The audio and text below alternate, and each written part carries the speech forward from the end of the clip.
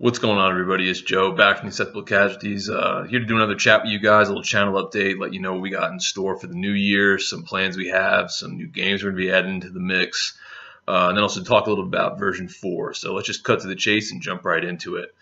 Obviously, most of you guys that watch the channel right now are watching it because you guys are into Flames of War, like watching the battle reports and all the stuff that goes with it. Most of you know that version 4 is going to be coming out in March. It's supposed to be like not a complete revamp of the rules, but it's going to be a lot of changes, kind of streamline the game a little bit more, make it a little more fast-paced, easier to get people into it. So I'm just going to try to go over kind of what we're thinking for the channel, as well as some of the, I guess, our opinions on some of the things that are getting changed in the game, just based off the bullet point thing that they put up on the Flames of War website. Obviously, we're not privy to any extra information than you guys are, but I figure we just put it out there, you know, what we're planning to do for the channel, so you kind of have an idea of what's going to be changing as far as how we're going to be shooting and everything like that once March comes around. So based off of the 10 quick points that they put up there and some of the other leaks that have been out on the internet right now, I was initially super excited for a new version because, you know, a new version, sometimes it adds some things, makes things a little more detailed or whatever. But after I seen the quick points come out, I want to say I went from excitement to, I don't want to say worried, but, you know, I'm cautiously optimistic, I guess at this point is the best way to put it.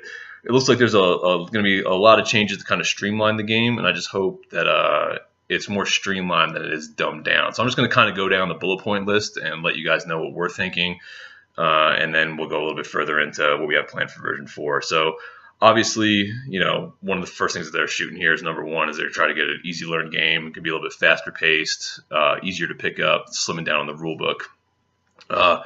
You know, I think it's going to be great for newer players that want to jump in. But one of the reasons that I know I got into Flames of War was because I liked the depth that it had as far as the options across the line. You know, building out your lists, all the history and all the books and all that kind of stuff that goes with it, you know. So I really like the options. That's the reason I got into Flames of War instead of, say, bolt action. Not to say the bolt action's like, you know, a totally flat game with no depth to it. But I picked Flames of War because I felt like it had a little bit more to offer. Plus, I like the company scale. So after seeing what they're planning on doing for version 4, just based off what they have written over here on the page, that's what I'm looking at right now while I'm not looking at the camera. I don't want to say I'm not really excited for that part, but I'm also going into it with an open mind because, you know, just because they're streamlining it doesn't necessarily mean they're going to be dumbing it down. So, you know, if the game still plays quicker, it still retains some of that tactical depth that goes with it and everything else that I like about the game, I'm going to be kind of excited for it. But like I said, that's one of those things where if you just read a text block, you really can't see how it's going to be playing on the tabletop. So that's one of those things we're going to have to wait till March to get a hand on the book and then read through the rules and get to play a couple of games and see how the things start to flow. And if the games go a little bit faster, but they still retain a lot of that tactical depth and options that go with it, I think that's going to be a good thing. I think it will be a good thing. So I'm going to go into that one open-minded. Hopefully it doesn't mess the game up too much as far as having to streamline it for newer players coming in and make it easier to get into, while some of the veteran players or players who have been in it for a little while, their idea of what the game is and what they've gotten used to is going to change. You know, obviously with a new version, it's going to change a little bit, but, you know, hope it doesn't change too much. The second thing they have in there is the cards, talking about putting cards in for units. So a lot of people, you know, making a big deal about this online. I don't think it's going to be that big of a deal. It's going to be one of those things that you have where it's going to be a nice tool for you if you have a hard time remembering rules or if you have a harder time just like finding stuff in the book and all that. It's just going to be a tool for you to make your game a little bit faster if you choose to go that route. I don't think it's going to affect the way the game's played or anything along those lines, or it's going to be another thing for us to buy. I just think it's going to end up turning into just a nice option if, like I said, if you just prefer not to go through the books or just have that stuff out in front of you for quick reference. I think it's a good tool. I think it's more of a positive than it's going to be a negative. Some of the stuff I saw for the special rules as well, that's going to be bullet point number 3 on here. I've just based off of here, I don't know if they're going to be taking rules away or streamlining it, but like some of the people have said they've been watching some podcasts and things like that where they're going to be taking some of the rules away from the national rules to kind of slim the game down a little bit. I like having the national rules. I think it adds a little bit of flavor to everybody's army. It adds unique tactics to everybody's things as well. So I really do hope, you know, that they don't take those away, because I think that, you know, when you play Soviets, you play Germans, you play Brits, some of those special national rules, to me at least, they give the armies that you play a little bit of extra added flavor. So I really hope they don't peel back too many of those. But we'll wait and see what happens on that. What's the other thing? 4 here, hit allocation. Just the rule. We'll wait to see how that plays on the tabletop. I'm not really going to get into that one right now. The dash movement they talked about, replacing at the double, it allows for a quicker repositioning without taking double hits. I don't know if I'm going to be too big of a fan of that because moving at the double, you're moving so much extra ground, and if you're not going to have a penalty for doing that, just out in the open, just to move twice as fast, I don't know. It takes away a little bit of luster. I know you're giving up your shooting attack to move twice, and that's could be a pretty big deal. But I kind of liked having the double hits at moving at the double, add a little bit of a tactical element as far as your positioning, your risk taking, and how bad you're willing to pay to get to that certain area on the table or get to that strategic advantage. That you're willing to go at the double for it. Like I said, it's one of those things where we have to see how it plays on the tabletop.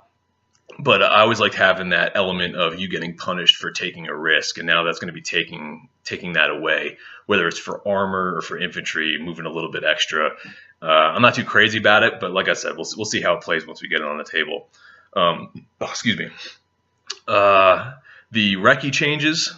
I haven't played Team Yankee. People said the Recce rules for adding to your deployment area. That sounds cool. I kind of like the idea of that, but I hope it doesn't come at the cost of us losing all the other things that Recce does, like peeling off gun on the ground and taking away ambushes and all those kind of things. I hope it's just another layer added onto that. Based off what people are saying, it doesn't seem like it's going to be another thing added onto it, but it's going to be something that's replacing the Recce rules. But we're not going to know till March till we get the rule book in our hands. But I really hope it's an extra layer added to the reconnaissance rules, not necessarily a full replacement of it. It's just adding to your deployment area. Because if that's the case, Recce's really only going to play a role in the first round of the game, and then after that, you're just going to have this squishy unit driving around, and they're not really going to be doing much else. So I'm not going to see the point of really taking Recce. I mean, it'll have its advantages, but I think it loses a little bit of its luster at this point. The next thing, the bullet point that they have up here is the combined arms. So you can, I guess, what is it? You can, more important every show, blah, blah, blah. I should have read this before I ended up doing this video, but I had the kids asleep right now, so I got a chance to punch something out pretty quick here, so bear with me. So artillery, anti-tank guns. Artillery's gonna be better at digging out infantry. I saw something about that where the firepower is gonna be a little bit better, but the damage from the guns is gonna be less, I think is what it was. That'll be pretty good. I thought artillery did a pretty good job at digging out infantry as it was, but also them being a little bit less deadly for taking out tanks, it kind of makes sense. I figured it would be better at digging out infantry and other gun teams and things like that. So I think it's a rule change that makes sense. It'll be better, I think, on the table too once we get a chance to play with it. But I do kind of like the idea of doing that, because just lining up artillery in the back and just using them to blow up tanks, but then they're not that as good pulling out infantry. It kind of doesn't make sense, because I'm pretty sure it works the opposite of that in real life. So we'll see how that plays on the table. I am kind of looking forward to see that and how it goes. The new rule book begins slimmed down, reserve rules, victory conditions, new victory points table. Victory points table, I know for some of you guys out there probably play tournaments or play clubs or use those, it's probably a big deal to you guys. When Vin and I play, it's really just who wins and who loses. We could care less if it was 4-3 or 6-1. So as far as points go, not a big deal to me. We don't have a big tournament scene here for Flames of War, so that really doesn't affect us too much as far as that kind of goes.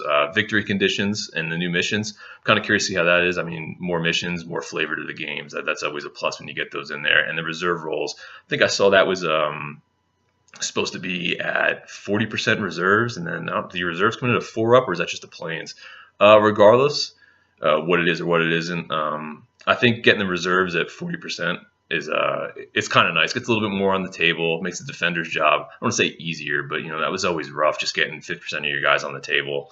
As far as platoons go, it's kind of nice to have a little bit extra on there to thwart some of those heavy assault lists, as far as tanks rolling in, or playing against a tank Covey list. Having a little more guys, a little more variety on the table to defend against stuff like that, I think is always going to be a plus.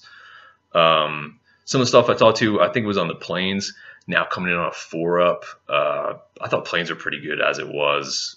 coming in on a 5-up. I mean, you're throwing usually 5 dice to 7 dice at it. I mean, nobody really buys sporadic that often, but if you're getting limited or priority, having your planes come in on a 5-up, and when they do come in, they always seem to hit. Like, I mean, when they hit hard. I think if they have them coming in on a 4-up, they're going to be coming in on the table way too often. And I think there's going to be I don't say a balance issue as far as what you're paying points-wise for them, but I think that's going to put them over the edge, making them a feasible unit and a good unit on the table. It's a borderline OP at that point. But like I said, it's another thing. We'll have to see how that plays on the table.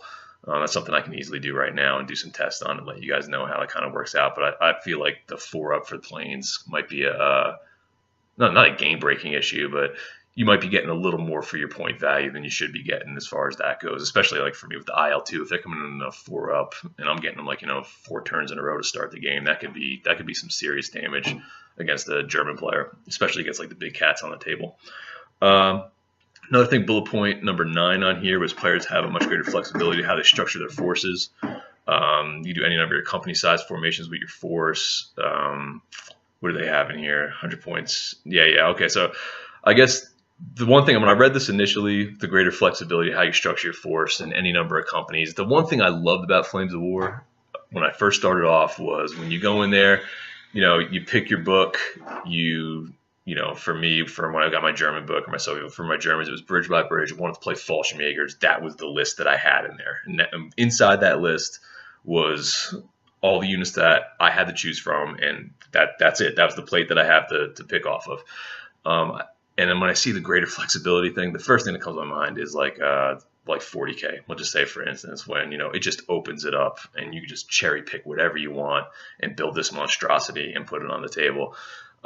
Now, how that plays until I get the rule book in my hands and see how exactly it's laid out, I'm not going to know. But based off of what that says, I mean, it worries me a little bit, but at the same time, it's not as bad for me and Vin because, I play Vin 99% of the time.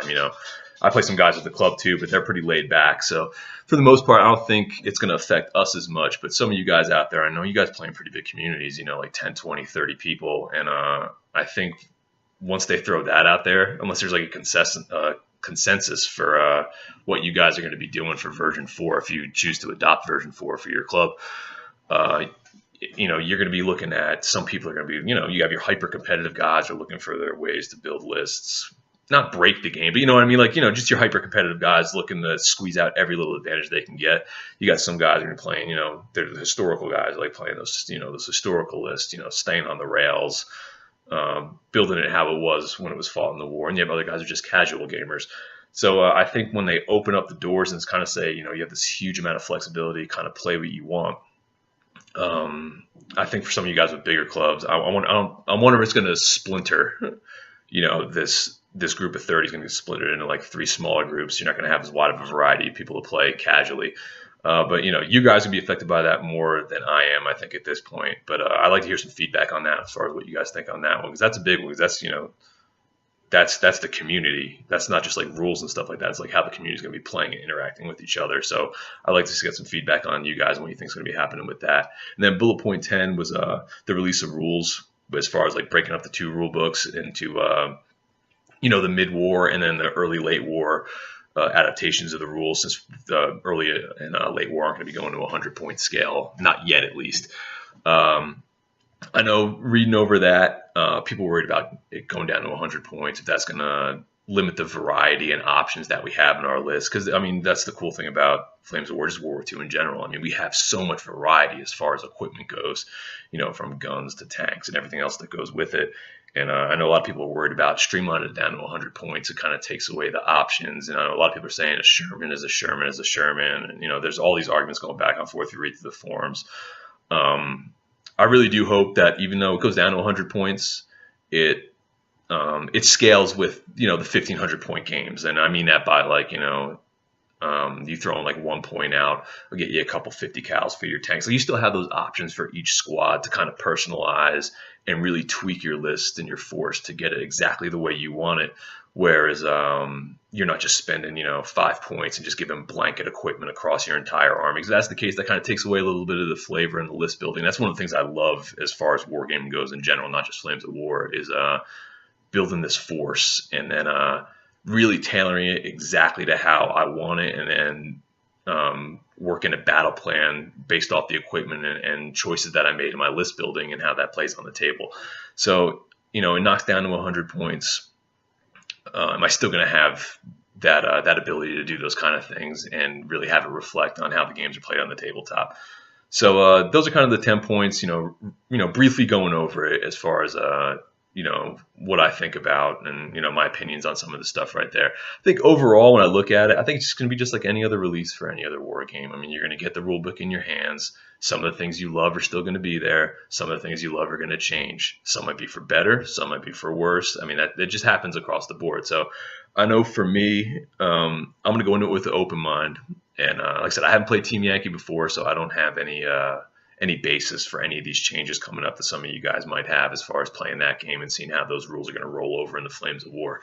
But like I said, I'm going into an open mind just based off the text and looking at some of the stuff. I don't think you can really form too great of an opinion just based off what you're reading in books, because you need the book in front of you, go over the rules in March, and then you need to get it on the table, and you're going to have to roll some dice and just see how it plays, and then really form your opinion based off of that. Because I mean, that's the only way that we're going to see how this version really plays out, is by getting on a tabletop and seeing how it rolls. And I was hoping that maybe Battlefront will put out a battle report or two, just so we can kind of see how it plays once we get closer to the release. Maybe they will.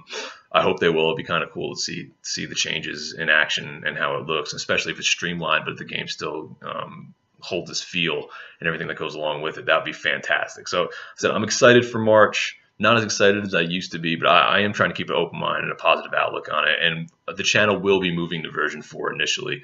And then based off of us moving into version 4, how it plays, we're most likely going to stick with it, especially if the whole community ends up moving forward with it, because, our channel is a community-based channel. Like, we're putting stuff out there that we're hoping that you guys want to watch. And if you guys are moving on to version 4, then of course we're going to do the same exact thing and try to put out content that you guys want to see. I mean, there's no point in everybody moving to version 4 and then we're going to be sitting in the back being like, well, we want to play version 3, so that's what we're going to make. Like, we're playing the games because we enjoy it, but we're also, when we put this channel together, it was so we can get involved with the community. And, so if the community is going to be moving forward, so will we.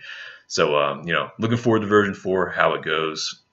It's going to be great. Now, as far as us jumping into version 4, we'll be doing the early war, late war rules once that jumps in. We're not going to be jumping into mid war initially, doing the Africa Corps and the Brits down in North Africa. We're going to be waiting for Eastern Front. I'm not saying I'm not interested in North Africa. I think it would be fun to do, but I don't want to. I have other stuff that I'm building right now, and the last thing I need is another pile of plastic to sit on my shelf and just stare at me and say, paint me. So I'm probably going to hold off on that, and then I'm going to wait until they start doing some releases for Eastern Front, hopefully like Stalingrad and stuff like that. And I'm going to start building up my Russian half, and Vince said around that same time he's going to start building up his Germans for that. So our main focus is going to be Eastern Front, and that's when I think we're going to start moving into mid-war. And I think when we move into mid-war, we're gonna do it big. I think, especially if the rules are decent, the rules are good, you're going to see probably a big shift doing a lot of mid-war stuff, and kind of almost split it 50-50 between mid-war and late war on that front. I know we both really want to put together a Stalingrad table at some point. So like I said, if things look good, you're probably going to see that probably around summertime or whenever they start putting out the books for the Eastern Front. Another thing I wanted to touch on at this point was going to be some of the new stuff that we're looking to add to the channel. So one of the new games we're going to be playing, not historical, not that. I mean, we wanted to get into something a little bit different. We've been doing a lot of Flames of War, a lot of Hail Caesar, things that we're going to have up on the plate pretty soon. And, the channel's still going to stay focused around historical wargaming, but sometimes it's nice just to roll some dice, play something a little quirky, something a little bit fun. So I decided to pick this up. I saw it on eBay, and we're going to be doing some Judge Dredd miniatures game. It's like skirmish based, small stuff, like 500 points, maybe, I don't know, 15, 20 models on the table. Vin and I played a couple test games of it the other day. He came over to the house and rolled some dice, and I think we got like 3 or 4 games done within an hour.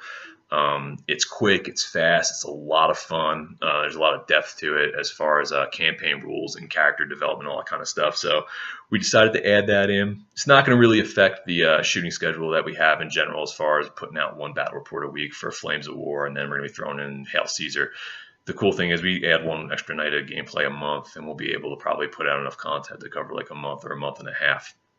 So with that, I guess I'll just go into a little description as far as what it is, a little bit more in depth. So it's there's I think 16 or 17 armies. We're going to be, I think, starting off with 4 or 5, and we're going to get it fully painted, and we're going to put it out there. I'm in the process right now of shopping down some terrain for 28 mil. For like futuristic terrain. So if you guys got any cool companies that you guys know of that do some stuff, like right now I'm looking at like BP Laser, I think War Mill is another one, and Foreground. It's kind of what I'm looking at right now for just like some MDF stuff that's reasonably priced and not going to be like an absolute nightmare to paint.